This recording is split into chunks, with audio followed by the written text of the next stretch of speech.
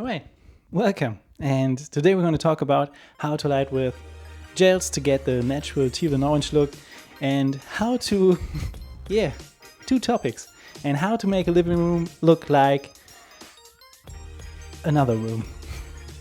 Alright, let's get into it.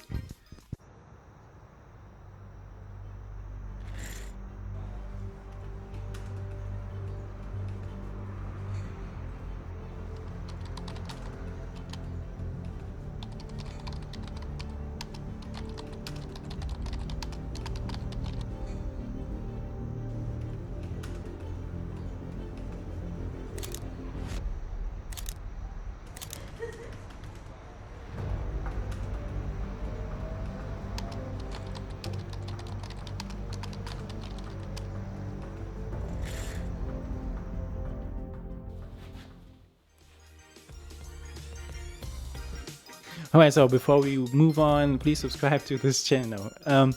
Today's lighting tutorial is actually inspired by a picture that I saw from the movie Arrival from 2016, and the director is Denis Villeneuve. But I saw this picture on channel Filmmakers Academy, a YouTube channel you should definitely subscribe to, because this is lighting tutorial big way. Like, if you have a big budget, you should watch it. That's where I get my inspirations from to show you the small budget version of it.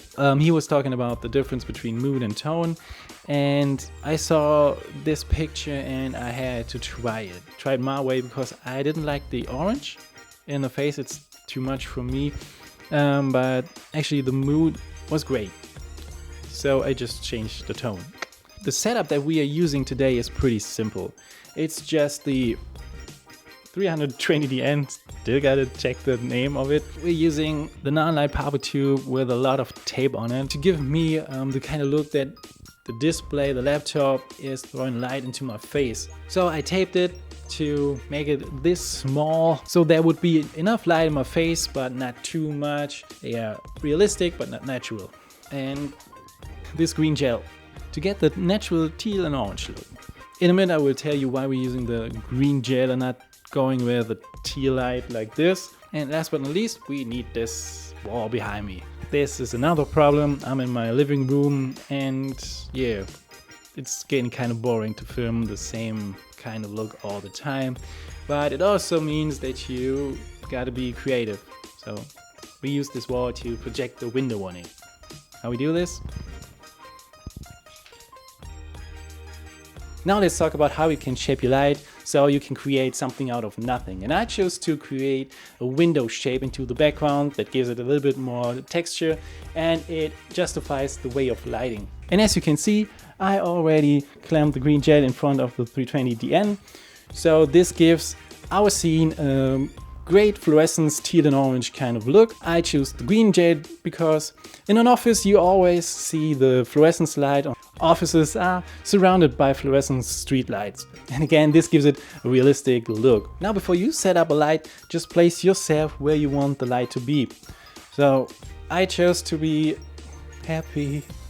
So I chose to put my light here in front of the kitchen entrance and throw the light just right through this entrance and through this opening, the kitchen opening, and create a window with the walls and the counter.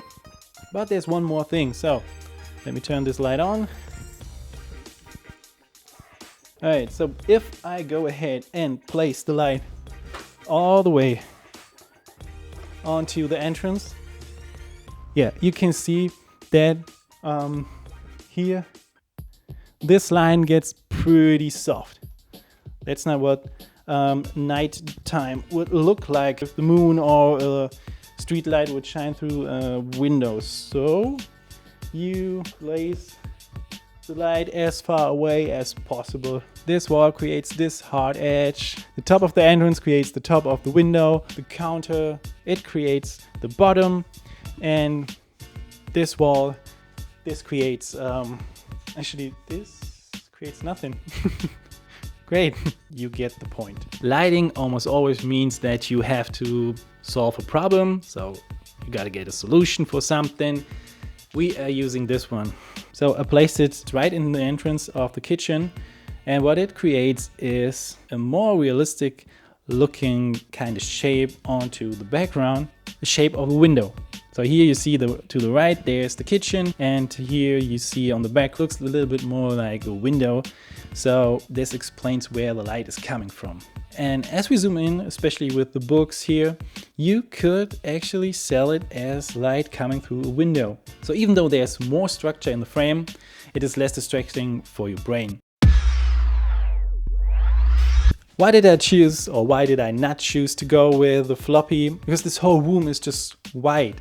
And this gives me the possibility to use the light in two ways. One light for two lighting purposes. So you have the background, the window that I shaped, and I actually used this light and gave me a nice triangle shaped kicker light onto the side of my head.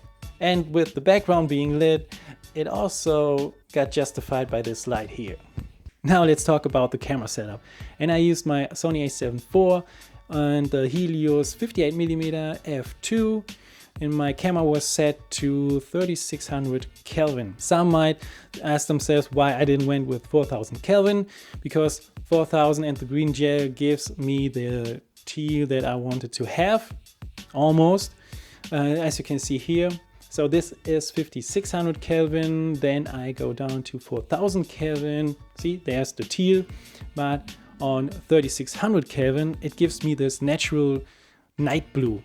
This will give me a nice combination of teal and dark blue in post. And I set the null light to 2700 Kelvin. That remains enough yellow and orange into my skin tone, so the skin tone stays nice and clean. But having the power tube set to tungstenite not only gives me a nice skin tone, it also creates light pollution with the display of my laptop. Having the power tube set to tungsten not only gives me a nice skin tone, it also creates a light pollution with the display.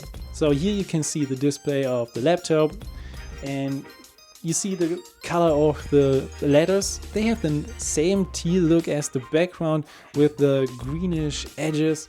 And that got created with the yellow and the blue of the screens. It creates a greenish light pollution that you can use in post, even though it is just so slightly. But it gives me a consistent look throughout the whole scene. And that's what you're going for when you shoot something.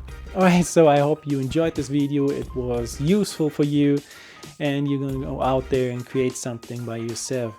And with that being said, I hope to see you in the next one. Peace.